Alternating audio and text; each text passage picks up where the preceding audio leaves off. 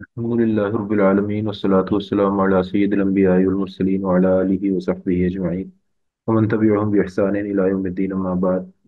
أعوذ بالله السميع العليم من الشيطان الرجيم بسم الله الرحمن الرحیم. میرے خیال ہے آج ہماری اس سبجیکٹ کی آخری کلاس ہے. اللہ تعالیٰ نے جو کچھ ہم نے پڑھا سنا ہے بولا گیا ہے سنا گیا ہے اللہ تعالیٰ اس کو قبول کرے اور ہمیں اللہ تعالیٰ جو کوئی خیر کی بات تھی وہ اپنانے کی توفیق دے. جو میری طرف سے کمی رہ گئی ہے اس کی طرف سے اس کے لیے میں معذرت چاہتا ہوں. اور اللہ تعالیٰ آپ لوگوں کو آپ کے علم کے اندر برکت ڈالے. علم نافع بنائے اس کو اخلاص کے ساتھ اس پہ عمل کرنے کی توفیق دے. اور اللہ تعالیٰ یہ دین کا علم جو آپ تک پہنچا ہے یہ اسی طرح سلسلہ آپ کے ذریعے آگے چلے اور آپ کے ذریعے باقی لوگوں تک دین کا علم پہنچے. اور اللہ تعالیٰ قیامت والے دن ہمارا شمار بھی دین کے پھیلانے والوں میں کر دے. دین کا پیغام آگے پہنچانے والوں میں اللہ ہمارا نام لکھ دے. اچھا جی. اب تک ہم نے جو کچھ پڑھا ہے پہلے ایک دفعہ اس کا خلاصہ تھوڑا سا دوہرا لیتے ہیں کہ ہم نے یہ ذکر کیا تھا کہ تدریس کی اہمیت کیا ہے. تعلیم کا مطلب کیا ہے. مختلف ڈیفینیشنز ہم نے ابتدا میں پڑھی تھیں. اس کے بعد ہم نے مختلف مفکرین کا نظریہ تعلیم پڑھا تھا. علامہ اقبال کیا کہتے ہیں اس حوالے سے, ابن خلدون کیا کہتے ہیں, امام غزالی کیا کہتے ہیں, شاہ ولی اللہ کیا کہتے ہیں وغیرہ.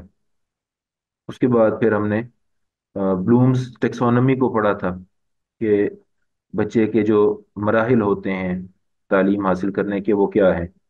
انسان پہلے کچھ چیزیں یاد کرتا ہے پھر ان کو سمجھتا ہے پھر چیزوں کو ایویلیویٹ کرنے کی اس کے اندر صلاحیت آتی ہے. پھر تجزیاتی ملکہ آتا ہے پھر وہ کچھ انوویٹ کرتا ہے کوئی چیزیں کچھ کاموں میں جدت لے کے آتا ہے. تو اس طرح وہ مراحل پڑے تھے. اس کے بعد پھر ہم نے اللہ تعالیٰ کرے یہ سیکھنے سکھانے کا سلسلہ چلتا رہے. اللہ تعالیٰ کرے گا انشاءاللہ. ماشاء اللہ آپ لوگوں نے تو بڑا لمبا 4 سال غالباً لگائے ہیں. ماشاء اللہ یہ درس نظامی مکمل کر رہے ہیں آپ لوگ. اللہ تعالیٰ قبول کرے یہ آپ لوگوں کا جو جذبہ تھا. اور جس خاص طور پہ وہ بڑی بات ہوتی ہے کہ انسان آن لائن گھر کے کام کاج کے ساتھ ساتھ یعنی والنٹیرلی اتنا لمبا عرصہ نکالے اور اللہ تعالیٰ کی رضا کے لیے. اور کہ آپ لوگوں نے تو وقت کی قربانی بھی دی اپنا مال بھی خرچ کیا اور ساتھ ساتھ اپنے دیگر کام بھی کیے ہوں گے. تو اللہ تعالیٰ آپ کے اس جذبے کو قبول فرمائے اور قیامت والے دن آپ کا شمار اللہ تعالیٰ علماء میں کرے. اور اللہ تعالیٰ آپ کے ذریعے بہت سارے لوگوں کو ہدایت دے. تو اس دنیا کی زندگی کے اندر یہ سب سے بڑی خیر ہے جو اللہ تعالیٰ نے ہمیں جس سے نوازا ہے. یہ اس سے بڑی کوئی اور دولت نہیں ہے. ایمان کا ہونا ہی بڑی دولت ہے پھر دین کا علم ہونا. اور یہ جو علم ہے یہ تو نبی اکرم صلی اللہ علیہ وسلم کا طریقہ ہے. نبی پاک صلی اللہ علیہ وسلم کی وراثت ہے. نبی پاک صلی اللہ علیہ وسلم نے ارشاد فرمایا کہ العلماء ورثۃ الانبیاء. ایک دفعہ سیدنا ابو ہریرہ رضی اللہ تعالیٰ عنہ تشریف لے کے گئے بازار میں گئے اور لوگوں کو متوجہ کرنے کے لیے لوگوں کو متنبع کرنے کے لیے انہوں نے کہا کہ تم لوگ ادھر بیٹھے ہو اپنے کام کر رہے ہو اور مسجد میں مسجد نبوی شریف میں نبی اکرم صلی اللہ علیہ وسلم کا ورثہ تقسیم ہو رہا ہے. تو اب جب لوگوں نے یہ سنا تو ایک دم چونکے اور اپنا کام کاج چھوڑ کے بھاگے اور گئے تو جا کے دیکھا مسجد نبوی شریف میں تو کچھ بھی تقسیم نہیں ہو رہا. ہلکے کچھ لگے ہوئے ہیں دین کا علم پڑھایا جا رہا ہے. تو انہوں نے واپس آ کے پوچھا انہیں ابو ہریرہ کو وہاں پہ تو کچھ بھی تقسیم نہیں ہو رہا آپ نے ہمیں کہا کہ وہاں پہ نبی پاک صلی اللہ علیہ وسلم کا ورثہ تقسیم ہو رہا ہے. تو سیدنا ابو ہریرہ رضی اللہ تعالیٰ عنہ نے ارشاد فرمایا تو یہی دین کا علم ہی تو ورثہ ہے حضور کا. یہی قرآن نبی اکرم صلی اللہ علیہ وسلم کے ہونٹوں سے آپ کی زبان مبارک سے نکل کے صحابہ کے دلوں سے ہو کے صحابہ کے اہل بیت کے دلوں سے ان کے ہونٹوں سے ہو کے تواتر کے ساتھ ہم تک پہنچے. اور اگر اس قرآن پاک کی سمجھ آ جائے اس قرآن پاک کو پڑھنے کا موقع مل جائے سمجھنے کا موقع مل جائے اس کی تفسیر پڑھنے کا موقع مل جائے احادیث نبی پاک صلی اللہ علیہ وسلم کے مبارک اقوال پڑھنے کا سیکھنے کا موقع مل جائے دین کے عقائد اور دیگر دینی علوم پڑھنے سیکھنے کا موقع مل جائے تو یہ بڑی غنیمت ہے بڑی سعادت ہے. لیکن بس دو چیزیں ہیں. بہت بڑی نعمت ہے اللہ تعالیٰ اخلاص کے ساتھ اس علم کو سنبھالنے والا بنا دے اور اللہ تعالیٰ عمل کرنے والا بنا دے. اور اللہ تعالیٰ ہمیں اس علم کے ذریعے مخلص داعی بنا دے. اس قرآن پاک کا دین کا حدیث شریف کا جو علم ہم تک پہنچا ہے یہ کسی نہ کسی درجے میں آگے ہم پہنچائیں. اس کو ہم اپنے پاس نہ رکھیں صرف بلکہ یہ نبی پاک صلی اللہ علیہ وسلم کی امانت ہے جو پوری انسانیت کے لیے اللہ تعالیٰ نے اس امت کو کہا ہے کہ کنتم خیر امت اخرجت للناس، تم بہترین امت ہو اور تم اللہ کی طرف سے ڈپیوٹیڈ ہو ٹورڈز دا مین کائنڈ، ساری کی ساری انسانیت کے لیے تمہیں اللہ نے نکال کے بھیج دیا ہے۔ تو یہ ہم سب کا کام ہے، اور خاص طور پہ اس امت میں سے وہ لوگ جن کو اللہ تعالیٰ دین کا علم عطا فرمائے، تو ان کی ذمہ داری بڑھ جاتی ہے۔ اللہ تعالیٰ ہمیں مواخذہ ہمارا نہ کرے، ہم سے اللہ تعالیٰ سوال نہ کرے، بس اللہ تعالیٰ ہمیں جس طرح انعام کرتے ہوئے، جس طرح احسان کرتے ہوئے اس نے ہمیں دین کا علم دیا ہے، ایسے ہی احسان کرتے ہوئے، انعام کرتے ہوئے اللہ تعالیٰ ہمیں اسے آگے پہنچانے والا بھی بنا دے۔ ہم اللہ تعالیٰ ہم سے راضی ہو جائے، ہم سے خیر کا کام لے لے۔ تو اس کے بعد پھر ہم نے یہ کتاب بھی شروع کی، بلومس ٹیکسونومی کے بعد تدریس کیسے کرتے ہیں اس کے حوالے سے کچھ پڑھا، اور تدریس کے اصول کیا ہیں، درس کی تیاری کیسے ہوتی ہے، اور ایک درس کے اندر کس طرح سے انگیج کرنا ہوتا ہے طلباء کو، اور یہ چیزیں ہم نے کچھ نہ کچھ ٹوٹی پھوٹی پڑھی ہیں۔ تو آپ لوگ کوشش کیجیے گا جو کچھ آپ لوگوں نے پڑھا ہے اس کو صرف امتحان کے لیے نہیں بلکہ ویسے بھی اپنے پاس رکھیے گا، کبھی اس کو کنسلٹ کیجیے گا، جب بھی اللہ کرے پڑھانے کا موقع ملے تو ایک دفعہ ان چیزوں کو ریوائز کیجیے گا، بلومس ٹیکسونومی کو بھی، تعلیم تدریس کے جو نظریات ہیں ان کو بھی، اور یہ کتاب بھی آپ رکھیے گا اپنے پاس انشاءاللہ اپنے مطالعہ میں۔ اللہ تعالیٰ اس کے ذریعے سے ہمیں خیر سیکھنے سمجھنے کی اور اس پر عمل کرنے کی توفیق عطا فرمائے۔ تو اس کے بعد پچھلے جو ہم نے کچھ کلاسز پڑھی ہیں اس میں ہم نے دیکھا کہ قرآن پاک کس طرح سے متوجہ کرتا ہے تعلیم کی طرف۔ تو سب سے پہلی چیز جو اس کتاب میں ہم نے پڑھی تھی وہ یہ تھی کہ ایجوکیشنل ویژن کیا ہوتا ہے، تعلیم کا مقصد کیا ہوتا ہے، یعنی ایک آپ نے کچھ سیکھنا ہے یا آپ نے کچھ سکھانا ہے تو پرپز کیا ہونا چاہیے۔ نبی پاک صلی اللہ علیہ وسلم نے ہمیشہ یہ دعا کی، اللہم انی اسألک علما نافعا، یا اللہ نفع بخش علم چاہیے، یا اللہ میں تجھ سے نفع بخش علم کا سوال کرتا ہوں۔ اور بلکہ ایک جگہ میں اللہ تعالیٰ کے رسول نے پناہ مانگی، اللہم انی اعوذ بک من علم لا ينفع وقلب لا يخشع والدعاء لا يستجاب له، کہ اللہ میں تجھ سے پناہ مانگتا ہوں ایسے علم کی جس کا فائدہ نہ ہو، اور ایسا دل جو تجھ سے ڈرتا نہ ہو، اور ایسی دعا جس کو تو قبول نہ کرے۔ تو ایجوکیشنل ویژن سب سے پہلے جاننا ضروری ہے کہ ہم یہ جو علم ہے یہ کیوں حاصل کر رہے ہیں، یا ہم نے اگر خود بھی کچھ سیکھنا ہے یا کسی کو سکھانا ہے تو اس کا فائدہ کیا ہے۔ خاص طور پہ جو دینی علوم کے اندر تو ظاہری بات ہے کہ خیر ہی خیر ہے، اور عمل کی نیت سے پڑھنا ہے، آگے پہنچانے کی نیت سے پڑھنا ہے، لیکن دنیاوی علوم میں بھی یہ چیز سامنے ہو کہ کیا یہ جو علم میں حاصل کرنے لگا ہوں، کہیں کچھ چیزیں ایسی ہوتی ہیں جو براہ راست حرام ہوتی ہیں، جیسے اللہ معاف کرے یہ جادو براہ راست حرام ہے، اب سیکھا تو وہ بھی جاتا ہے، سکھایا بھی جاتا ہے لیکن حرام ہے۔ اسی طرح یہ نجوم کا جو علم ہوتا ہے، فلکیات کا علم، یہ جو ستاروں کے حال جانتے ہیں، یہ ہندوانہ اور غیر اسلامی علوم ہے، کوئی نہ کوئی اس کے بھی تفصیلات تو ہوتی ہیں، بتائی جاتی ہیں، لیکن ان کے اندر پڑھنا، ان کو فالو کرنا حرام ہے، نماز بھی قبول نہیں ہوتی۔ حضور علیہ الصلوۃ والسلام نے فرمایا من اتی کاہنا او عرافا فصدقه بما يقول فقد كفر بما انزل على قلب محمد او كما قال علیہ الصلوۃ والسلام، جو کسی کاہن کے پاس یا اس طرح مستقبل کا حال بتانے والے کے پاس گیا اور اس کی بات کی تصدیق کی تو اس نے یقیناً انکار کیا، کفر کیا اس علم سے جو اللہ تعالیٰ کے رسول نے کہ صلی اللہ علیہ وسلم کے دل پہ اللہ تعالیٰ نے نازل کیا ہے۔ اسی طرح بہت سارے علوم اور بھی ہیں جدید دور کے جو حرام ہے، جیسے مصوری کا علم، اگر کوئی بندہ مصوری یا جو اسکلپچر وغیرہ بناتے ہیں جو جاندار چیزوں کے، یا تصویریں بناتے ہیں پرندوں کی، جانوروں کی یا انسانوں کی، اب جتنا مرضی اس کو آرٹ کہتے رہیں، فائن آرٹ کہتے رہیں، یہ حرام ہے۔ اسی طرح موسیقی کا علم حرام ہے۔ ہاں، بغیر انسٹرومنٹس کے اگر صرف آواز کا کی بہتری ہو، وہ تو قرآن پاک کی قرات میں بھی ہوتی ہے، وہ تو نعت میں بھی ہو سکتی ہے، وہ تو اور ترانوں میں بھی ہو سکتی ہے، وہ حرام نہیں ہے۔ خوبصورت آواز حرام نہیں ہے، لیکن خوبصورت آواز میں غیر محرم کی آواز میں گانے سننا حرام ہے۔ تو اسی طرح سے اور علوم ہیں، اب کئی ایسے علوم ہیں جو خالصتاً سودی معاملات یہ متعلق ہوتے ہیں، یعنی کچھ فائنانس کے ایسے علوم ہیں، یا کچھ آپ یہ کہہ لیں کہ کامرس کے، اکنامکس کے اور فائنانس کے، کہ کچھ ایسی شاخیں ہیں جو خالصتاً شرعن حرام ہیں۔ یہ جو بینکاری ہے، کنونشنل بینکاری ہے، یہ حرام۔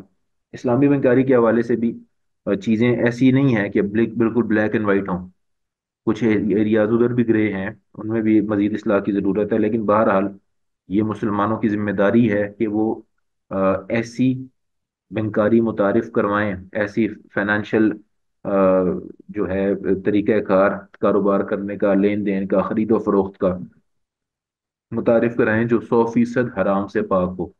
یہ مسلمانوں کی، علماء کی ذمہ داری ہے۔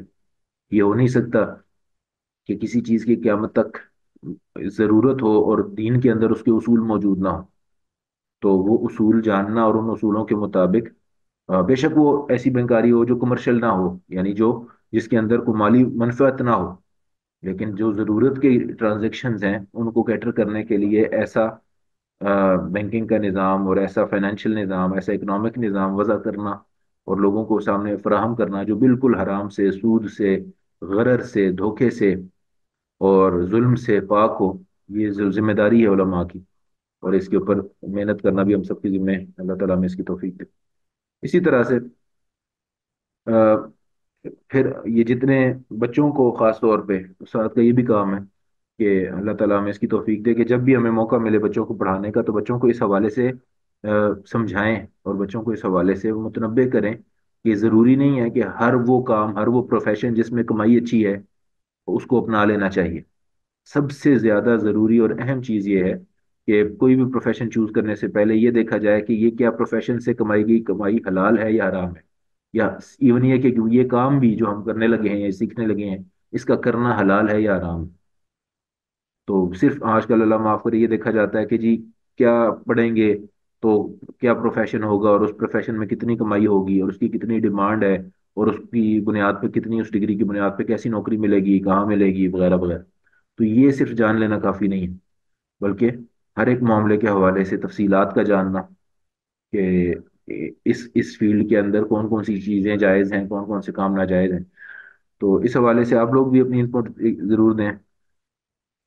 اور یہ چیزیں ہم نے پڑھی ہیں۔ اس کے بعد اللہ آپ کو بھلا کرے، مقصد کا تعین ہونا ضروری ہے۔ دوسری چیز جو ہم نے پڑھی ہے کہ اللہ تعالیٰ نے بھی ہمیں زندگی کے مقصد سے متعارف کرایا ہے قرآن پاک میں، زندگی کی حقیقت بتائی ہے، اپنی ہماری زندگی، ہماری تخلیق کی تاریخ بتائی ہے، اور پھر ہمیں ہماری زندگی کے مقصد سے متعارف کرایا ہے، اور پھر اس مقصد کے حصول کے لیے پورا دین، پوری شریعت نازل کی ہے۔ تو دنیا اور آخرت کی کامیابی کے طریقے احکام بتائے ہیں اللہ تعالیٰ نے۔ تو اللہ تعالیٰ ہمیں بھی ان ساری چیزوں کے اوپر جمنے کی، ان ساری چیزوں کو سامنے رکھ کے زندگی گزارنے کی توفیق عطا فرمائے۔ پھر گزارشات جو پچھلی دو کلاسز میں ہوئی تھیں وہ یہ تھیں کہ نبی اکرم صلی اللہ علیہ وسلم کے 3 کام فرض منصبی کے طور پہ تھے، اور ان کے ورثاء جو ہیں، یعنی جو دین کے طالب علم ہیں یا جو علماء ہیں، ان کے بھی یہ 3 کام ہونے چاہیے کہ ہمیں تبلیغ بھی کرنی ہے زندگی میں، اور انشاءاللہ زندگی بھر کہ اللہ کا پیغام سب کو پہنچانا ہے، صرف مسلمانوں کو نہیں، ہم نے غیر مسلموں کو، ہندوؤں کو، عیسائیوں کو، سکھوں کو، قادیانیوں کو اور قبر پرستوں کو، تکفیریوں کو، اللہ معاف کرے، اور مشرکین کو، یعنی ہر وہ کام جو اللہ اور اللہ کے رسول کے دین میں جائز نہیں ہے، ہم نے اس کام کو کے بارے میں لوگوں کو متنبہ کرنا ہے، اور ہر وہ صحیح کام جس کا اللہ اور اس کے رسول نے حکم دیا ہے ہم نے وہ لوگوں تک پہنچانا ہے۔ تو ایک تو تبلیغ کرنی ہے انشاءاللہ، دوسرا ہم نے تعلیم کرنی ہے۔ تعلیم کا مطلب تدریس، یعنی قرآن اور سنت کی تعلیم دینی ہے انشاءاللہ، جس حد تک، جس درجے میں بھی ممکن ہو ہمارے لیے۔ ہم اپنے گھر والوں کی کو سکھانے کی نیت کریں، اپنے محلے کے بچوں کو، بڑوں کو، آپ خواتین جو ہیں وہ محلے کی خواتین کو سکھانے کی نیت کریں، یا جہاں پہ کوئی چھوٹا سا اپنا سیٹ اپ بنا لیا بچیوں کو پڑھانے کا، تفسیر انہیں پڑھانے کی کلاس شروع کر دی اپنے گھر میں، یا اللہ تعالیٰ انسان نیت کرتا ہے، کوشش کرتا ہے تو اللہ سو راستے نکالتا ہے، اور اللہ تعالیٰ اخلاص کو دیکھ کے برکت بھی ڈال دیتا ہے۔ انسان اپنے گھر میں چھوٹا سا درس قرآن شروع کر لے، خواتین اپنے گھر میں بچیوں کی کلاس شروع کر سکتی ہیں۔ اسی طرح سے اللہ آپ کا بھلا کرے، جو تیسرا کام جو ہے وہ تزکیہ ہے کا کام، یہ تزکیہ کا کام یہ ہے کہ اپنا بھی تزکیہ سب سے پہلے تو کرنا ہے، اپنے بارے میں فکر مند ہونا ہے کہ یہ کیا بات ہوئی کہ بھائی دین کا عالم بھی ہو انسان اور گناہ بھی نہ چھوٹیں۔ تو گناہ تو انسان کرتا ہی ہے، لیکن یہ ہے کہ کم از کم کبائر سے تو توبہ کرے، اور پھر کبھی ہو جائے تو فوراً توبہ کرے، معافی مانگے، اور صغیرہ گناہوں سے بھی بچنے کی کوشش کرے۔ اس کا ایک ہی راستہ ہوتا ہے کہ انسان اپنے آپ کو نیکیوں کے اندر اتنا مصروف کر لے کہ اس کے پاس گناہ کا وقت ہی نہ بچے، اور پھر اس کے ساتھ ساتھ اپنے دل پہ، اپنی نیت پہ اور اپنی کیفیات کے اوپر نظر ہو کہ کہیں تکبر تو نہیں آ گیا۔ بعض لوگ ہوتے ہیں 2 دن نفل پڑھ کے متکبر بن جاتے ہیں، پھر بے نمازی کو دیکھ کے منہ چڑھاتے ہیں، پھر لوگوں کو حقیر سمجھنا شروع کر دیتے ہیں۔ پھر وہ جس طرح پچھلی کلاس میں بھی ایک ہماری بہن نے بات کی تھی کہ لوگ دین کے اوپر چلنا شروع کرتے ہیں تو لوگوں کے ساتھ ان کا رویہ بدل جاتا ہے۔ تو یہ بھی نہ ہو کہ ہمارا سے تھوڑی سی عبادت، بہت ساری عبادت کر کے بھی تکبر آ جائے تب بھی بربادی کا ڈر ہے۔ یعنی آپ تصور کریں نا، ابلیس نے کتنی عبادت کے بعد تکبر کیا ہے۔ تکبر بھی یہ نہیں کیا کہ اللہ کو کہا کہ اللہ تجھے اب سجدہ نہیں کروں گا، اللہ کو سجدہ کرنے کے لیے تو وہ تیار تھا، انہوں نے کہا کہ میں انسان کو سجدہ نہیں کروں گا۔ حالانکہ اللہ تعالیٰ نے عبادت تو نہیں کروانی تھی نا، ایک امتحان تھا جو لینا تھا۔ اللہ تعالیٰ نے اپنی ایک شاہکار تخلیق بنائی تھی اور اس کے سامنے جھکانا تھا سب کو، لیکن وہ بس اکڑ گیا۔ تو وہ ساری کی ساری عبادت، ساری کی سارا علم، وہ ساری کی ساری ترقیاں، وہ ساری کی ساری روحانیت، وہ سب کچھ برباد ہو گیا۔ تو اللہ تعالیٰ ہمیں بھی اخلاص کے ساتھ دین کے اوپر چلتے رہنے کی توفیق عطا فرمائے۔ اس کے بعد پچھلی کلاس میں ہم نے یہ بات کی تھی کہ جو استاد ہوتا ہے وہ خود اس کو نمونہ بننا پڑے گا۔ تو تزکیہ نفس کی فکر ہوگی اگر اپنے اعمال درست ہوں گے، زندگی اور سارے کام جو ہیں سنت کے مطابق ہوں گے۔ لیکن نبی اکرم صلی اللہ علیہ وسلم کی جو سنتیں ہیں نا، یہ آپ یہ سمجھ لیں کہ ہم نے زندگی تو گزارنی ہے، زندگی تو گزرنی ہی گزرنی ہے، یعنی صبح دن رات ہونا ہی ہونا ہے، اور ہم نے اپنے معمول کے کام بھی کرنے ہیں، اپنے ضرورت کے کام بھی کرنے ہیں، نیکیاں بھی کرنی ہیں۔ اور یعنی سونے کی دعا سکھائی، جاگنے کی دعا سکھائی، کھانا کھانے کی دعا سکھائی، کھانا کے پہلے کی دعا بتائی، کھانے کے درمیان کی دعا بتائی، کھانے کے بعد کی دعا بتائی، دودھ پینے کی دعا بتائی، گھر سے نکلنے کی دعا بتائی، گھر میں آنے کا معمول اور طریقہ کار بتایا، بازار سے گزرنے کی دعائیں بتائیں، چیز خریدتے بیچنے کی دعائیں بتائیں، مسجد میں داخل ہونے کی دعا بتائی، مسجد سے نکلنے کی دعا بتائی، شیشہ دیکھنے کی دعا بتائی، لباس پہننے کی دعا بتائی، سو کے جاگنے کا کیا معمول تھا، کیا سنتی تھی وہ بتائیں، لباس کے حوالے سے احکام بتائے، سنتیں بتائیں۔ تو ہر ایک چیز نبی پاک صلی اللہ علیہ وسلم کی ریکارڈڈ ہے، ہر ایک چیز نبی پاک صلی اللہ علیہ وسلم کی، ایک ایک دعا، ایک ایک طریقہ کار، کنگھی کیسے کرتے تھے آپ علیہ الصلوۃ والسلام، سرما کیسے لگاتے تھے، لباس کیسے پہنتے تھے، جوتا کیسے پہنتے تھے، بڑوں سے کیسے پیش آتے تھے، چھوٹوں سے کیسے پیش آتے تھے، خواتین سے کیسے پیش آتے تھے، گھر والوں سے کیسے پیش آتے تھے، یعنی ایک ایک چیز حضور علیہ الصلوۃ والسلام کی بتا دی گئی ہے۔ تو ہم نے زندگی تو گزارنی ہے، اگر سنت کے مطابق گزاریں گے، اللہ معاف کرے میں نے کوئی ایسی بات کی، اگر ہم سنت کے مطابق زندگی گزاریں گے تو یقیناً وہ جو ہماری زندگی ہے وہ قیمتی بن جائے گی۔ ہمیں کھانے کا ثواب ملے گا، ہمیں پینے کا ثواب ملے گا، ہمیں اٹھنے بیٹھنے کا ثواب ملے گا، ہمیں گھر سے نکلنے کا، گھر میں داخل ہونے کا ثواب، بازار میں جانے کا ثواب، مسجد میں جانے کا ثواب، حتیٰ کہ بیت الخلاء میں جانے سے پہلے کی دعا ہے، واپس آ کے کیا دعا پڑھنی ہے، ہر ایک چیز الحمدللہ، اور آپ لوگ کرتے بھی ہوں گے۔ تو یہ جو چیزیں، جو سنتیں ہم تک پہنچی ہیں، اور چھوٹے چھوٹے اذکار کے اوپر بڑے بڑے اجر، سبحان اللہ وبحمدہ، سبحان اللہ العظیم وبحمدہ، سبحان اللہ وبحمدہ، سبحان اللہ العظیم، سبحان اللہ والحمد للہ ولا الہ الا اللہ واللہ اکبر ولا حول ولا قوۃ الا باللہ، اور درود شریف اور استغفار، اور ان چیزوں کے فضائل کتنے بڑے بڑے فضائل، لا الہ الا اللہ وحدہ لا شریک لہ لہ الملک وله الحمد وهو على كل شيء قدیر، 100 دفعہ پڑھنے کے فضائل۔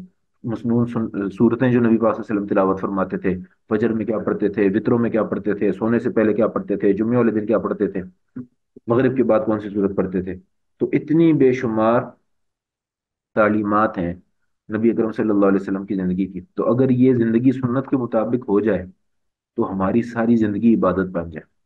حضرت علی رضی اللہ تعالیٰ عنہ کو قول ہے کہ ان سے کسی نے پوچھا، ایک یہودی نے پوچھا کہ ایک یہودی نے پوچھا جی کہ اللہ آپ کا بھلا کرے، تم لوگ مسلمان کتنی دیر عبادت کرتے ہو؟ تو انہوں نے، حضرت علی رضی اللہ تعالیٰ نے فرمایا کہ ہم 24 گھنٹے عبادت کرتے ہیں۔ تو یہودی کو ہوا کہ یار نہیں، تم لوگ کھاتے پیتے بھی ہوگے، کام بھی کرتے ہوگے، سو مشاغل ہوں گے، تم عبادت کے لیے کتنا وقت نکالتے ہو؟ انہوں نے کہا کہ ہم جو کام کرتے ہیں نبی اکرم صلی اللہ علیہ وسلم کے طریقے سے کرتے ہیں، تو ہماری 24 گھنٹے کی زندگی عبادت ہے۔ آپ تصور کریں کہ آپ وضو کر کے، سونے کے اذکار کر کے، سنت طریقے سے اگر سوتے ہیں، نبی اکرم صلی اللہ علیہ وسلم جس طرح سوتے تھے، دائیں ہاتھ اپنے دائیں گال کے نیچے رکھ کے، दाईं करवट के ऊपर, और और ये इस तरह के आपका चेहरा किबले की तरफ हो, तो ये सोना भी इबादत है। तो अल्लाह ताला हमें भी इस तरह से सुन्नतों को अपनाने की तौफीक अता फरमाए। अच्छा बहन, आपने एक ग्रुप में एक तस्वीर भेजी है, जअल लकुम अस्समा वल अब्सार वल अफइदा लअल्लकुम तशकुरून, इसके बारे में आप फरमाएंगी कि क्या इससे क्या मुराद है? अस्समा वल अब्सार वल अफइदा का भरपूर इस्तेमाल करते हुए, टाइप्स ऑफ जी लर्नर, मैंने वो, इसको इलाबोरेट यानी कर, कि सबको सीखने का मौका मिले। जो लोग अपने समाज और दिल से और हर चीज से सीखते रहते हैं, और उसके ऑपोजिट साइड पे जो हैं लोग के जो गूंगे हैं, बहरे हैं और अंधे हैं, तो हम्म। वो जो है वो नहीं, इन चीजों को गौर व फिक्र नहीं करते। हम्म। सही। हाँ, सूरतुल फुरकान में जो आयत हमने पढ़ी थी उसमें भी ऐसे ही था ना, वल्लदीन इदा दुक्किरू बिआयाति रब्बिहिम लम यखिरू अलैहा सुम्मम व उम्याना, कि जब अल्लाह ताला की आयतों से तज़कीर की जाती है अल्लाह के नेक बंदों को, तो बहरे और गूंगों की तरह या अंधों और बहरों की तरह नहीं उनसे गुजर जाते, बल्कि उन आयत के ऊपर, अल्लाह ताला की तालीमात के ऊपर गौर व फिक्र करते हैं, सोच विचार करते हैं और उसको उससे सीखने की कोशिश करते हैं। चलें, जज़ाकल्लाह। अच्छा जी, तो अब हम चलते हैं इंशाल्लाह आगे के कुरान पाक में अकली दलाइल की तरफ जो मुतवज्जे की है, इसकी भी बात करेंगे, और इस हवाले से थोड़ी सी तफसील है वो भी मैं गुजारिश करूंगा आपके सामने। अच्छा जी, इन्होंने क्या कहा, कुरान मजीद को हिदायत की राह दिखाने के लिए मुख्तलिफ तरीका है तदरीस इख्तियार करता है। इनमें से एक अकली दलाइल का तरीका है। इल्म के हसूल और फ़रोग़ के लिए इंसानी अकल का किरदार बहुत अहम है। कुरान मजीद अकली दलाइल के जरिए से इंसान को कायल करके हिदायत और कामयाबी की तरफ रहनुमाई करता है। अवलम यरल इंसानु अन्ना अवलम यरल इंसानु। अच्छा, अब ये आयत जो है ना, लिखने में गलती हो चुकी है, अल्लाह ताला माफ करे। ये इसका जो ये अन्ना के बाद जो दोबारा अवलम यरल इंसानु जो है, ये रिपीट हुआ है। अवलम यरल इंसान वन्ना अवलम यरल इंसान, तो ये पहला वाला जो है ना, अवलम यरल, ये मैं इसको हाईलाइट करता हूँ, आपको मेरी स्क्रीन नजर आ रही? जी आ ये रही है। इतना हिस्सा जो है ना, ये रिपीटेड है, तो इसको अब मैं यहाँ पे एडिट तो नहीं कर सकता, लेकिन ये है कि आप लोग इसको, इसके आगे जो लिखा है ना उसी को पढ़िएगा। ये पहला जो हिस्सा है आयत का, ये यानी डबल लिखा गया है। अवलम यरल इंसान अन्ना खलकनाहु मिन नुतफतिन फइदा हुवा खसीमुम मुबीन, कि क्या इंसान ये देखता नहीं है कि हमने उसको कैसे पैदा किया, फिर वो इतना झगड़ालू कैसे बन गया। यानी इंसान, अ, अल्लाह ताला ने कुरान पाक में एक दो और जगह पे भी इस बात को रिपीट किया है कुरान पाक में, कि ये जो इंसान इतना तकब्बुर करता है और अल्लाह ताला के साथ मुकाबले पे आता है, अल्लाह का इनकार करता है, या अल्लाह के साथ शिरक करता है, या अल्लाह के नबियों की बात नहीं मानता, अल्लाह ताला जिस चीज़ की तरफ बुलाते हैं उसकी तरफ तवज्जो नहीं करता, झगड़े करता है, फसाद मचाता है, तो ये देखता नहीं है कि इसकी हकीकत क्या है। तो यानी ये भी अल्लाह ताला ने ना इस गौर व फिक्र के लिए ये मिसाल दी है ना, इंसान तो जरा रुक के सोचे तो सही। इसी तरह अल्लाह ताला कुरान पाक में एक जगह फरमाते हैं कि कुल इन्नमा अईदुकुम बिवाहिदतिन अन तकूमू लिल्लाहि मसना व फुरादा सुम्मा ततफक्करू मा बिसाहिबिकुम मिन जिन्नह, कि इनसे फरमा दीजिए कि अल्लाह ताला तुम्हें कहता है कि एक मिनट रुको, तुम ऐसा करो, अकेले अकेले या दो दो बंदे करके बैठ जाओ, थोड़ी देर के लिए बैठ के सोचो तो सही, क्या हजरत मोहम्मद सल्लल्लाहु अलैहि वसल्लम को जिन पड़े में, क्या ऐसी हस्ती जो है वो कुछ झूठ बोलेगी? क्या ऐसी ऐसी हस्ती अल्लाह के बारे में अपनी तरफ से कहेगी कि मैं अल्लाह का रसूल हूँ? या नहीं, नौजुबिल्ला, अपनी तरफ से झूठ बोलेगी? यानी अल्लाह ताला कितना कह रहे हैं कि जरा सा दिमाग तो इस्तेमाल करो। इसी तरह अल्लाह ताला ने एक और अकली दलील दी नबी पाक सल्लल्लाहु अलैहि वसल्लम के हवाले से, कि इनसे कहिए कि फ़क़द लबिस्तु फ़ीकुम उमरम मिन अस्सिनीन, कि मैं तुम्हारे दरमियान जिंदगी गुजार के आया हूँ, तुम्हारे दरमियान मैंने एक जिंदगी गुजारी है, एक उम्र गुजारी है, एक अरसा गुजारा है, और तुम लोग अक्ल क्यों नहीं करते? तो इस तरह से बेशुमार जगहों पर अल्लाह ताला ने लोगों को अक्ल की तरफ, सोचने की तरफ बुलाया है। वज़रब लना मसलन व नसिया खल्क़ा क़ाल मन युह्यिल इज़ाम व हिय रमीम, हमारे बारे में मिसालें देता है और अपनी खलकत को, अपनी तख्लीक को भूल गया है, और कहता है कि जब मैं हड्डियां बन जाऊंगा, हड्डियां मेरी गल सड़ जाएंगी, तो फिर मुझे कौन दोबारा बनाएगा? तो अल्लाह ताला कहते हैं कि कुल युह्यिहा अल्लज़ी अंशअहा अव्वल मर्रा, इनसे फरमा दीजिए कि वही दोबारा बनाएगा जिसने पहले बनाया था, वह हुवा बिकुल्लि खल्क़िन अलीम, और उसको बिल्कुल याद है कि उसने किस तरह बनाना है। हर एक चीज को बनाने के ऊपर बिल्कुल पूरा इल्म रखता है, पूरी कुदरत रखता है। تو اللہ تعالیٰ اب یہ بھی ایک لاجیکل ریزن دی ہے نا کہ جس نے پہلے بنایا تھا وہی بنائے گا دوبارہ. اگر دوبارہ بنانا مشکل ہے تو پہلا بنانا بھی تو مشکل تھا تمہارے لیے. تو جو پہلے عدم سے وجود بخش سکتا ہے یا نطفے سے انسان بنا سکتا ہے وہ ہڈیوں سے بھی بنا سکتا ہے. اس کے لیے کیا مشکل. پھر اس کے بعد اللہ تعالیٰ ایک اور مثال دے رہے ہیں کہ الذی جعل لکم من الشجر الاخضر نارا فاذا انتم منه توقدون. تم بھی تو دیکھو سرسبز درختوں سے تم لکڑی نکالتے ہو جسے تم آگ جلاتے ہو. تو یہ اسباب بھی تو اللہ تعالیٰ نے ہی فراہم کیے ہیں نا کہ کہاں ایک بیج کہاں سے اس سے نکل کے درخت بن جاتا ہے. کہاں وہ درخت اچھا خاصا پھل پھول دے رہا ہوتا ہے. کہاں اس کی لکڑی سے پھر تم آگ جلاتے ہو اور اس سے اور چیزیں بناتے ہو. تو یہ کرنے والی ذات تو اللہ تعالیٰ کی ہے. آگے اللہ تعالیٰ ارشاد فرماتے ہیں کہ اولیس الذی خلق السماوات والارض بقادر علی ان یخلق مثلهم بلا وهو الخلاق العلیم. کیا وہ جس نے زمین اور آسمان کو پیدا کیا ہے اس بات پہ قادر نہیں ہے کہ دوبارہ سے یہی آسمان اور زمین اور اس کی مخلوقات کو بنائے. تو کیوں نہیں. یعنی یہ کتنی غیر معقول بات ہوگی کہ کوئی کہے کہ پہلے بنانے پہ تو اللہ قادر تھا جب کوئی زمین کوئی آسمان کوئی سیارے ستارے سورج ایسا تھا بھی نہیں. تب تو اللہ نے بغیر کسی نمونے کے بھی بنا دیا. اور اب تو ایسا چونکہ بن چکا ہے پھر بھی اللہ تعالیٰ بنانے پہ قادر نہ ہو تو ایک ایسی بے عقلی کی بات ہے. کیوں نہیں قادر. اللہ بالکل قادر ہے. وہ بہت بہترین تخلیق کرنے والا اور بہت کامل علم رکھنے والا ہے. تو پھر اس کے بعد اللہ تعالیٰ ایک اور جگہ ارشاد فرماتے ہیں کہ وہ اسروا قولکم او اجہروا بہ انہ علیم بذات الصدور. یہ اگلی جو آیت ہے نا یہ سورۃ الملک کی 14 نمبر جو آیت ہے اس کی آیت کے حوالے سے میں اپنے بچوں اسٹوڈنٹس کو ویسے بھی جب بھی موقع ہوتا ہے میں کہتا ہوں کہ یہ بہت ہی زبردست وظیفہ ہے یہ آیت. یعنی یہ آیت اگر کوئی بندہ ترجمے سے یاد کر لے تو زندگی بھر کوئی بھی شبہ آئے کوئی بھی وسوسہ آئے کسی بھی اللہ کے حکم کے حوالے سے دل میں شک پیدا ہو دل میں اطمینان نہ ہو کہ بھائی اللہ تعالیٰ نے یہ حکم ایسے کیوں دیا. اللہ تعالیٰ نے یہ چیز حلال کیوں کی یہ چیز حرام کیوں کی. اس چیز کی اجازت کیوں دی اس چیز کی پابندی کیوں لگائی. کبھی اللہ تعالیٰ کے فیصلوں کے اوپر اگر شیطان دل میں کوئی وسوسہ ڈالے یا دل میں خود سوال پیدا ہو تو یہ آیت ترجمے سے یاد کر لیں اور اس کو پڑھنا شروع کر دیں. اللہ تعالیٰ آپ کے اس سارے وسوسے کو زائل کر دے گا. اور یہ آیت کیا ہے. الا یعلم من خلق. کیا وہ نہیں جانتا جس نے پیدا کیے. یعنی جو پوری کائنات کا بنانے والا ہے کیا اس سے بہتر کوئی جانتا ہے. کیا اس کو نہیں پتا کہ کیا چیز ضروری ہے کیا غیر ضروری ہے کس چیز میں فائدہ ہے کس چیز میں نقصان ہے. وہو اللطیف الخبیر. وہ بڑا باریک بین ہے اور بڑا باخبر ہے. یعنی وہ آپ کی اندرونی کیفیات سے بھی واقف ہے. چیزوں کی کو دقت کے ساتھ جاننے والا ہے. مائنیوٹلی ہر ایک چیز کی تفصیل کو جانتا ہے. ہر ایک چیز کی تاثیر کو جانتا ہے. ہر ایک حکم کے بعد مرتب ہونے والے نتائج کو جانتا ہے. اور وہ معاشرے سے ماحول سے لوگوں سے آس پاس کی چیزوں سے بھی بڑا باخبر ہے. تو اللہ تعالیٰ کے فیصلوں سے بہتر کوئی فیصلہ نہیں کر سکتا. اللہ تعالیٰ کے کی حکمت سے زیادہ کسی کے اندر حکمت نہیں ہے.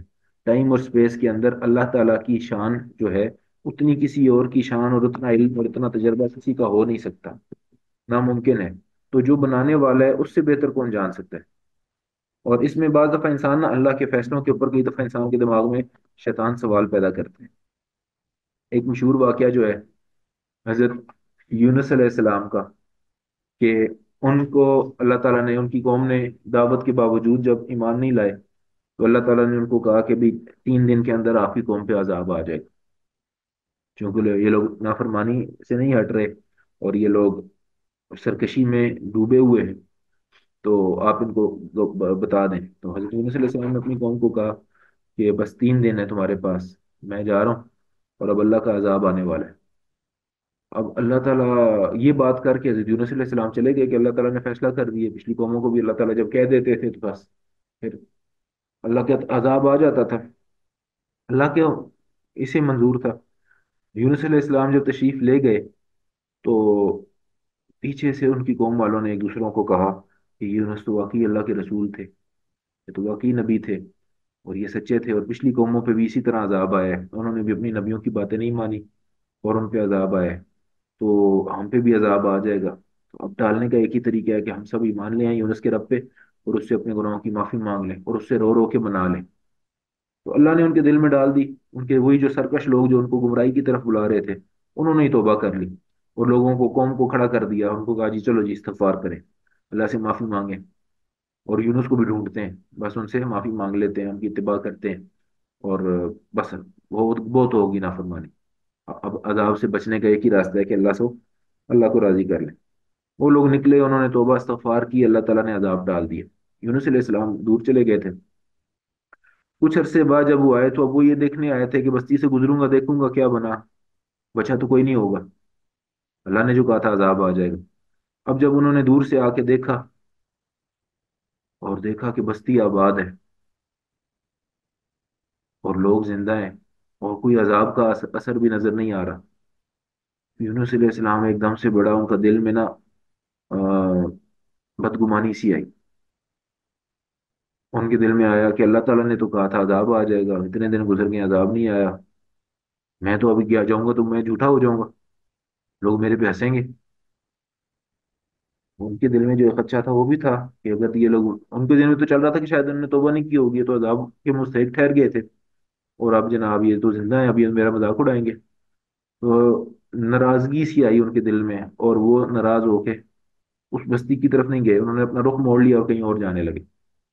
नाराज नाराज अल्लाह ताला से गिले, और यानी चुप हो गए, रूठ गए। और अब अल्लाह ताला तो उनके लिए, अल्लाह ताला ने तो एक अच्छा सरप्राइज रखा हुआ था उनके लिए कि वो जाके उन लोगों को देखेंगे, ये उनका इस्तकबाल करेंगे, लोग इनका, इनके आके आगे हाथ चूमेंगे, इनको वेलकम करेंगे, इनको बताएंगे कि हमने तौबा कर ली, हम ईमान ले आए, हमने अपनी इस्लाह कर ली, हम आपको अल्लाह का नबी मानते हैं, हम आपकी इत्तिबा करेंगे। लेकिन ये तो गए ही नहीं। तो अल्लाह ताला ने कहा कि चलो, आजमाइश एक थी। अल्लाह ताला ने, एक ये कश्ती पे सवार हुए, कश्ती में जनाब तूफान आने लगा, तो उन्होंने कहा जी कश्ती से लोगों को, कुछ लोगों को बाहर फेंकना पड़ेगा, नहीं तो सब डूब जाएंगे। हमने कहा जी कुरअंदाजी करते हैं। अब जब कुरअंदाजी में नाम निकले यूनुस अलैहिस्सलाम को, कहे नहीं ये तो बुजुर्ग आदमी है, इनको नहीं फेंकते, किसी और को फेंक देते, फिर कुरा करे, फिर उन्हीं का नाम, कितनी दफा कुरा किया, उन्हीं का नाम आया, बिल आखिर उन्होंने यूनुस अलैहिस्सलाम को उठा के समुद्र में फेंक दिया। और एक वेल आई, बड़ी मछली आई, उसने आके इनको निगल ली। अब जब यूनुस अलैहिस्सलाम मछली के पेट में पहुंचे ना, फिर इन्हें ख्याल आया कि मैंने अल्लाह से तो ना पूछा, ना अल्लाह की हिकमत जानी, मैं तो वैसे ही नाराज हो गया, अपने मुशाहिदे की वजह से ही नाराज हो गया। मुझे तो चाहिए था कि मैं अल्लाह ताला से बात करता, अल्लाह से पूछता, अल्लाह ताला से पूरा राज़ो न्याज करता। मैंने खुद ही बदगुमानी कैसे कर ली।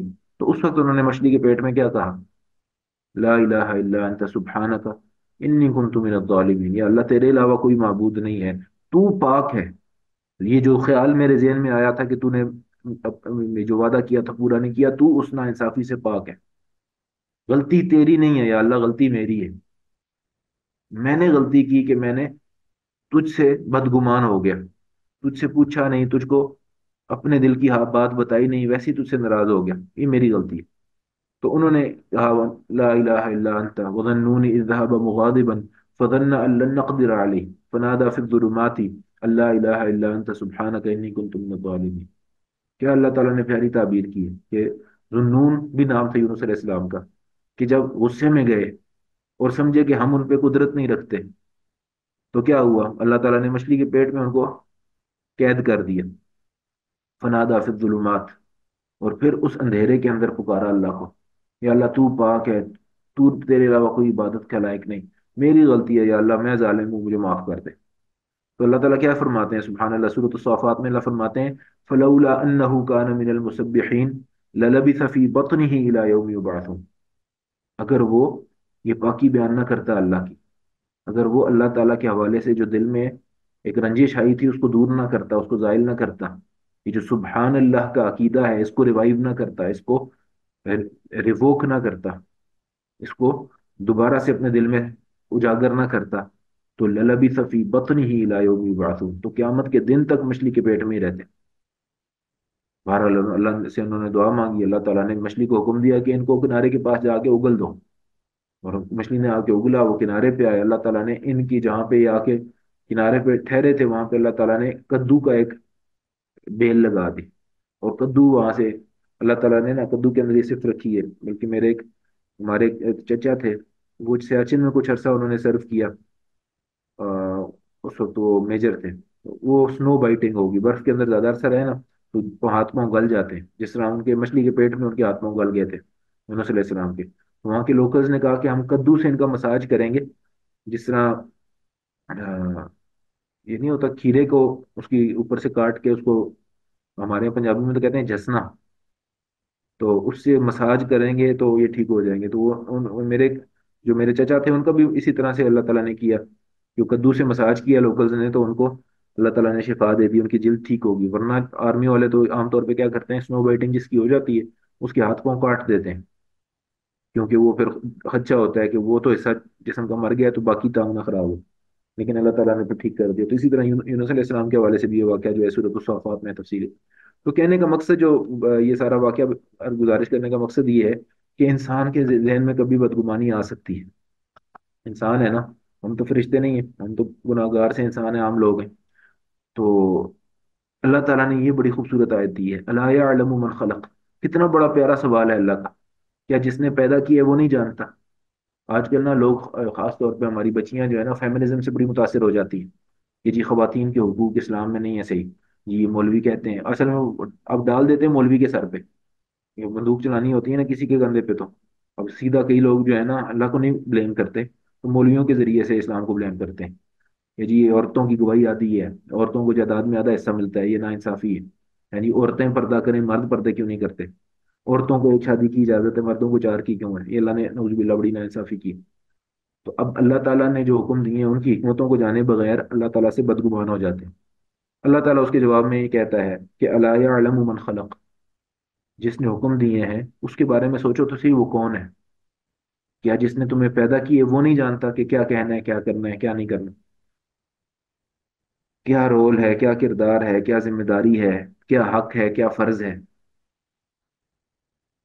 جو بنانے والا ہے، کیا وہ نہیں جانتا؟ وہ اچی بچی سے واقف ہے. وہ تمہیں بھی جانتا ہے، تمہارے ماحول کو بھی جانتا ہے، تمہارے حالات کو بھی جانتا ہے، تمہارے آس پاس بسنے والے لوگوں کو بھی جانتا ہے.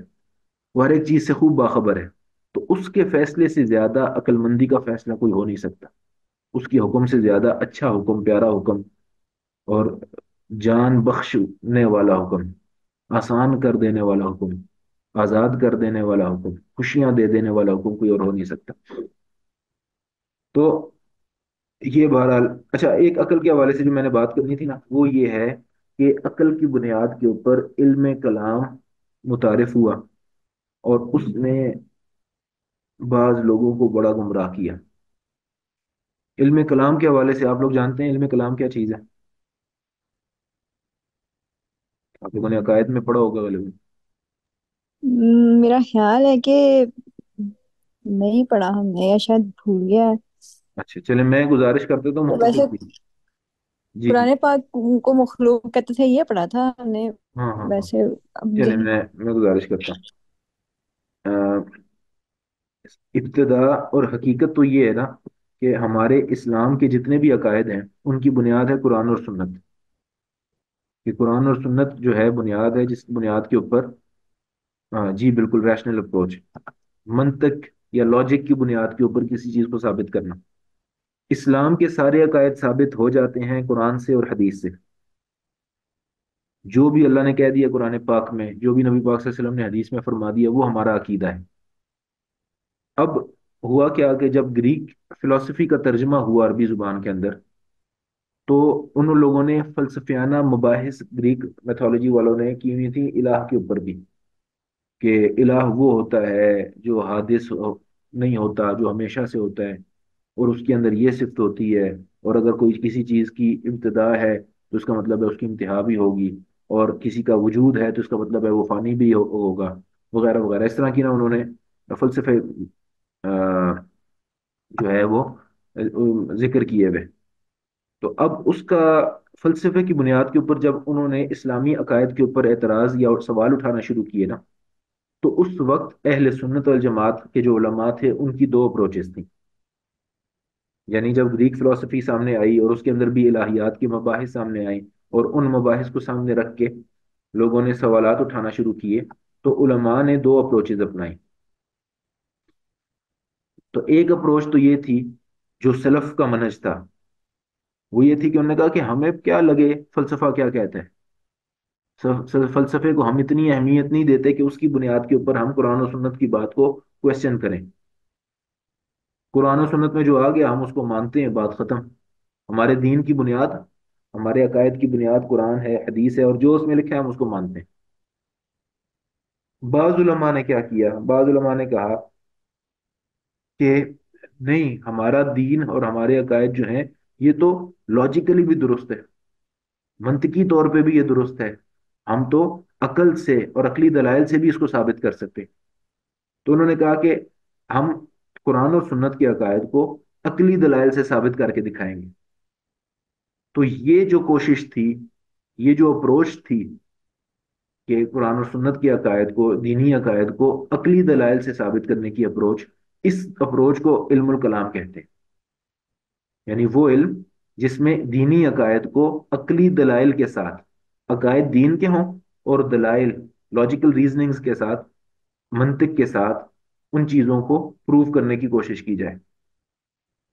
یہ ہوتے ہیں، یہ ہوتا ہے علم کلام. اب آپ کو یہ تھوڑی بہت سمجھ آ گئی علم کلام ہوتا کیا ہے، یا ریکال آپ نے کر لیا؟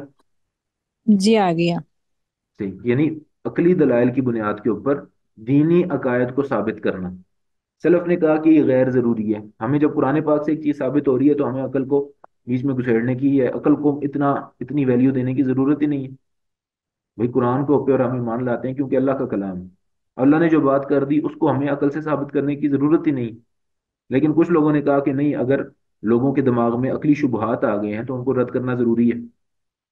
تو پھر کیا کیا گیا جی، علم کلام والوں نے کوشش کی، اور ان کی نیت اچھی تھی، انہوں نے کوشش کی اور دینی عقائد کو عقل کی بنیاد کے اوپر ثابت کیا. جی بالکل عقل معیار نہیں. تو اب کیا ہوا کہ آہستہ آہستہ عقل کی تقدیس شروع ہو گئی. آہستہ آہستہ ان لوگوں نے جنہوں نے عقل کی بنیاد کے اوپر چند عقائد کو ثابت کیا، انہوں نے کہا کہ اب وہی عقیدہ ثابت مانا جائے گا جس کو عقل ثابت کرے. آہستہ آہستہ انہوں نے عقل کی ویلیو کو بڑھانا شروع کر دیا، کیونکہ اب عقلی مباحث میں پڑھنا شروع ہو گئے تھے، عقلی دلائل سے کھیلنا شروع ہو گئے تھے. تو انہوں نے آہستہ آہستہ کیا کہہ دیا کہ صرف وہی عقیدہ درست مانا جائے گا جو عقل سے ثابت ہو. تو یہ معاملہ بگڑ گیا. اسی طرح سے آج کل کے دور میں کیا ہو رہا ہے، آج کل کے دور میں ایک نیا خبط یہ شروع ہوا ہے کہ ہم چاہتے ہیں کہ دین کی ہر بات جو ہے وہ سائنٹیفک ڈسکوریز کے ساتھ مطابقت رکھتی ہو. مثال کے طور پہ اگر سائنس کہتی ہے کہ جی دماغ سوچتا ہے دل نہیں سوچتا، تو ہم کہتے ہیں جی دماغ سوچتا ہے دل نہیں سوچتا. جہاں پہ دل میں قرآن پاک میں اللہ تعالیٰ فرماتے ہیں کہ وَلَهُمْ قُلُوبٌ لَا يَفْقَهُونَ بِهَا، ان کے دل ہیں لیکن یہ سمجھتے نہیں ہیں. وہاں پہ ہم کہتے ہیں جی اس کا ترجمہ کر دیں ان کے دماغ ہیں لیکن یہ سمجھتے نہیں ہیں.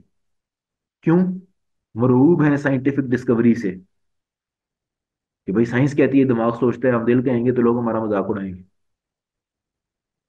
یہ بات ذہن میں بٹھا لیجئے کہ ہم قرآن پاک اور حدیث شریف کو ماننے کے لیے نہ سائنس کے محتاج ہیں، نہ ہم عقل کے محتاج ہیں.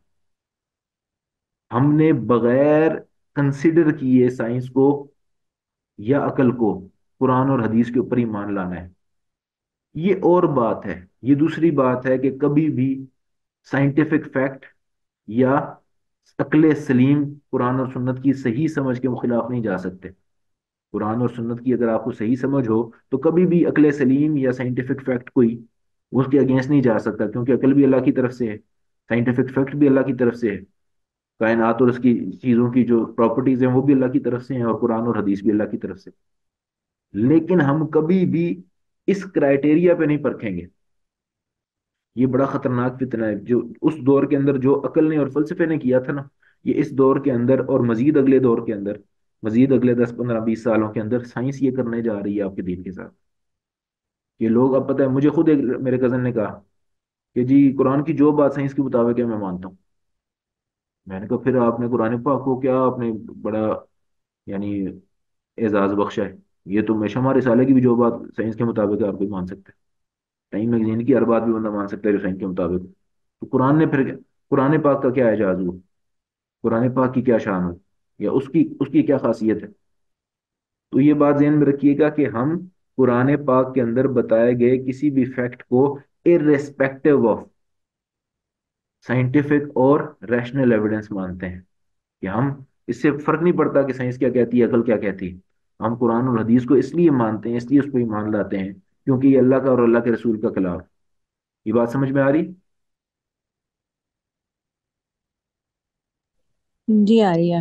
اور قرآن اور حدیث کی کوئی بھی بات سچی ثابت کرنے کے لیے ہمیں سائنس کی تصدیق کی ضرورت نہیں ہے۔ اب ہمارا بعض دفعہ میں نے دیکھا ہے لوگوں کا کیا مزاج بن گیا ہے، یہ کہتے ہیں جی اللہ تعالیٰ نے دیکھیں قرآن پاک میں کہا تھا اور اب سائنس بھی مانتی ہے، گویا ثابت ہو گیا۔ اور بھائی سائنس نہ بھی مانتی تب بھی ثابت تھا۔ جی بہن، فرمائیں آپ کچھ کہنا چاہ رہی؟ یہ بات ذہن میں رکھیے گا۔ ہاں جی، میں یہ کہنا چاہ رہی ہوں کہ سائنس کے علاوہ نا، جی جی۔ سائنس کے علاوہ آج کل لوگ یہ باتیں بھی بہت کر رہے ہیں کہ جو چیز رسم و رواج میں آ گئی ہے، اب اس کے مطابق ہوں۔ یعنی کہ ہونا چاہیے، اسلام کے مطابق نہیں ہونا چاہیے۔ اوہو۔ جیسے کوئی خاتون تھی، وہ کہہ رہی تھی کہ بہت ساری جو لوگ ہیں پردہ نہیں اب کرتے، تو اب یعنی کہ حجاب ہی ٹھیک ہے، یعنی کہ حجاب یہ لوگ کہتے ہیں اس کو کہ چہرہ ننگا ہو باقی سر کور ہو، ہوں وہ لوگ اس کو حجاب کہتے ہیں۔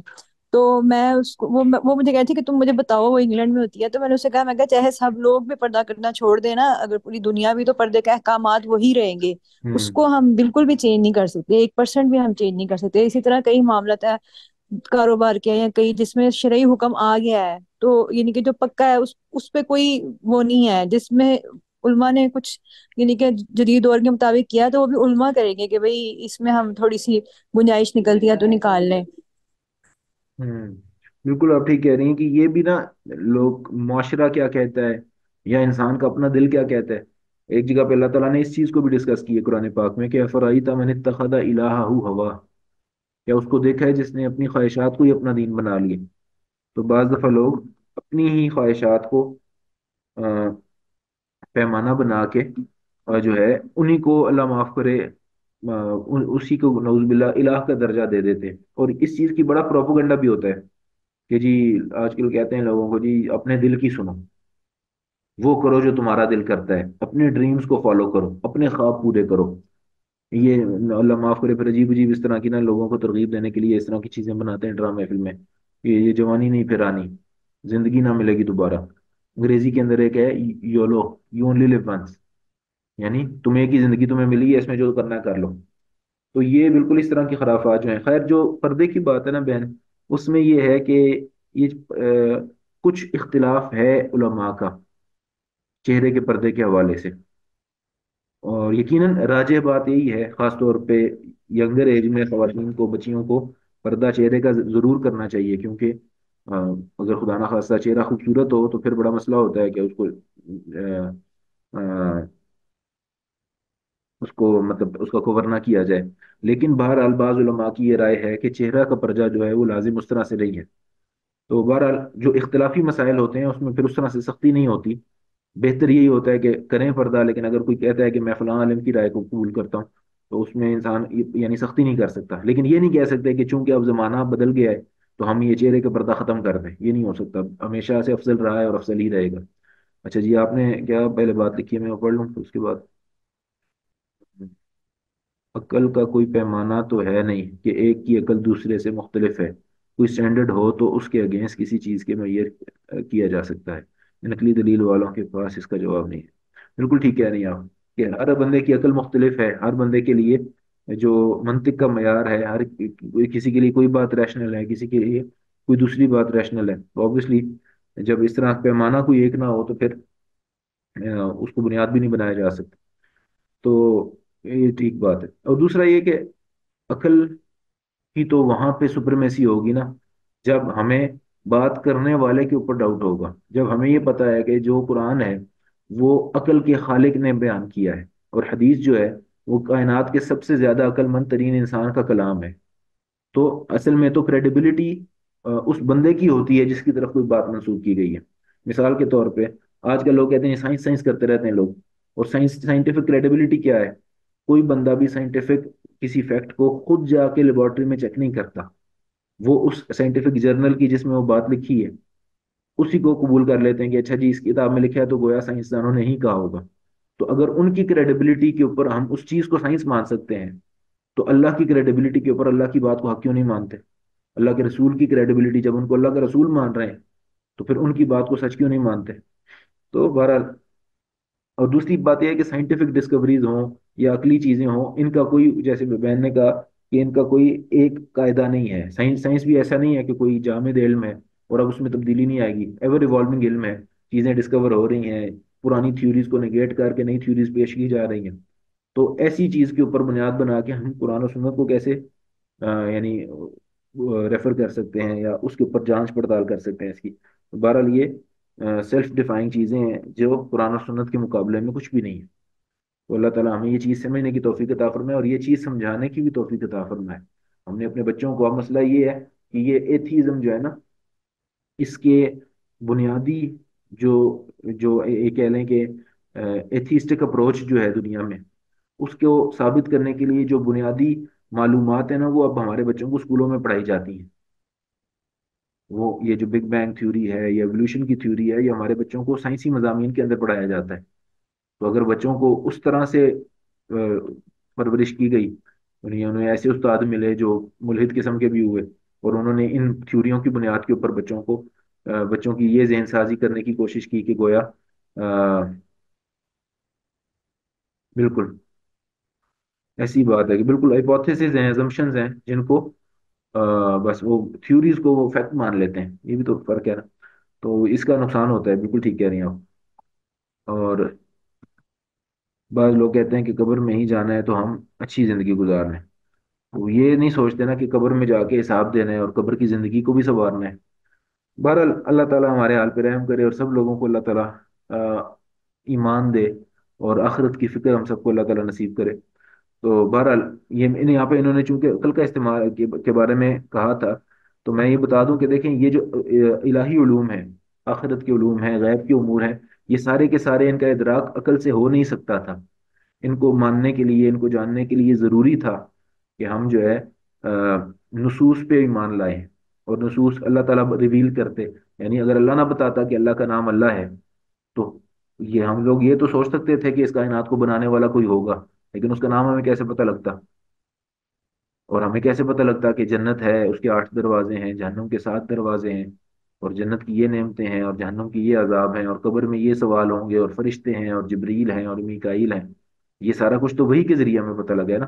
تو ایمان بالغیب جو ہے یہ سارا کا سارا منحصر ہے وہی کے اوپر ایمان لانے سے. اور وہی کے اوپر ہم ایمان لاتے ہیں انبیاء کی کریڈیبلٹی کو مان کے، انبیاء کے معجزات کو دیکھ کے، اور اس کا فطرت کے مطابق ہونا، فطرت سلیمہ کے مطابق ہونا، تعلیمات کا ایسا ہونا کہ وہ ہمارے دماغ میں، ہماری روح میں پیوست ہو جاتی. جس کو اللہ تعالیٰ ہدایت دینا چاہتا ہے اس کے لیے دین کی تعلیمات ایسے ہوتی ہیں کہ گویا جیسے پیاسے کو پانی مل جاتا ہے، جیسے بیمار کو شفا مل جاتی ہے، جیسے صحرا میں تپتی ہوئی صحرا کے اوپر چلنے والے کو کوئی سایہ دار درخت دے دیتا ہے. تو یہ تو اللہ تعالیٰ کی تعلیمات کے اندر اتنی کشش ہے، اور اتنا اس کے اندر اتنا روحانیت ہے، اتنا نور ہے، اتنا سکون ہے کہ ہمیں کسی دلیل کی ضرورت ہی نہیں پڑتی اگر اللہ ہدایت کا فیصلہ کر دے. تو اللہ تعالیٰ ہمارے لیے بھی ہدایت کا فیصلہ کرے، اور اللہ تعالیٰ ہمیں بھی لوگوں تک دین کو پہنچانے کا ذریعہ بنا دے. تو اس کے بعد یہ بھی عقلی دلیل دی گئی کہ بھئی کہ تمہیں اگر شک ہے کہ اللہ کا کلام نہیں ہے تو اس طرح کی کوئی کتاب لے آؤ، اس طرح کی کوئی صورت لے آؤ، اور یہ کہ اسی نے پیدا کیا ہے اور اسی کا حکم چلے گا. تو یہ ساری عقلی دلائل ہیں. اور ہاں، یہ ایک دفعہ ہم ایمان لے آئیں اللہ کے اوپر، اللہ کے رسول کے اوپر، پھر اللہ تعالیٰ کہتا ہے کہ اب ان چیزوں کو بے شک عقل پہ بھی پرکھ لو. اب تمہیں قبر کیا سوال جواب مجھے منطقانہ لگے گا، ریشنل لگے گا. اب تمہیں قیامت کا حساب کتاب عقل مندانہ لگے گا. اب تمہیں گناہ گار کی جہنم اور ایمان والے اور نیک اعمال والے کی جنت جو ہے وہ بڑی لاجیکل لگے گی. اب تمہیں جو جن چیزوں کو اللہ نے حرام کی ہے ان کی حرمت بڑی سمجھ آئے گی. ان چیزوں کی حکمتیں تمہیں سمجھ آنا شروع ہو جائیں گی. اور یہ سمجھ ہی ہے نا کہ علماء نے ایسے ایسے علوم بنایا کہ انسان دنگ رہ جاتا ہے.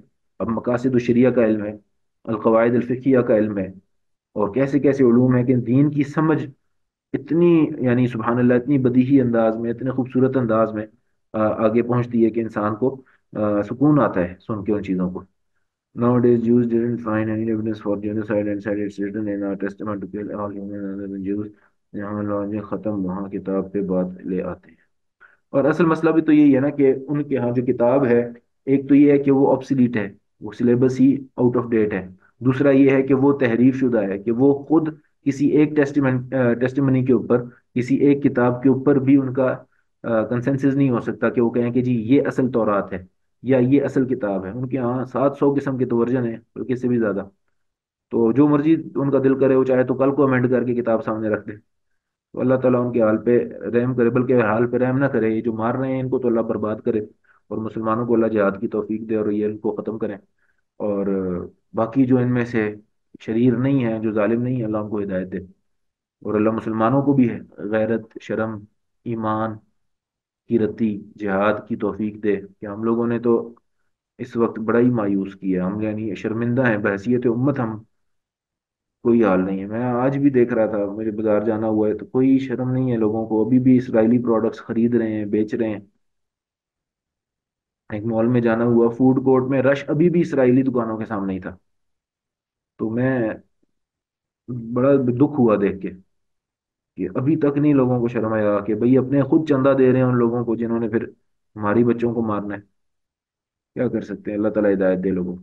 لیکن یہ کہ ہم یہ کر سکتے ہیں کہ ہم سوشل میڈیا کے اوپر یا الیکٹرانک میڈیا کے اوپر جہاں تک ہماری بس چلتا ہے، خاص طور پہ سوشل میڈیا پہ اویئرنیس پھیلانے کی پوری کوشش کریں اور یہ کوشش جاری رکھیں. اللہ تعالیٰ عمل کرنے کی توفیق عطا فرمائے. میری طرف سے جو بھی سستی ہوئی ہے آپ لوگوں کا اس سبجیکٹ کا جو حق ادا نہیں ہو پایا، اس کے لیے میں معذرت چاہتا ہوں. جو کوئی خیر کی بات اللہ تعالیٰ نے مجھ سے نکلوائی ہے اس کو وہ اللہ کی توفیق سے تھا یقیناً. اور اللہ تعالیٰ اس کو قبول کر لے ہماری نیکیوں کے جو نیکی کی طرف ہمارے وہ لکھ دیا جائے، اور قیامت والے دن ہمارے کام آ جائے. خیر کی باتیں جو ہم نے سنی ہیں کہی ہیں، اللہ ان پہ عمل کرنے کی توفیق عطا فرمائے. ٹھیک ہے جی، السلام علیکم.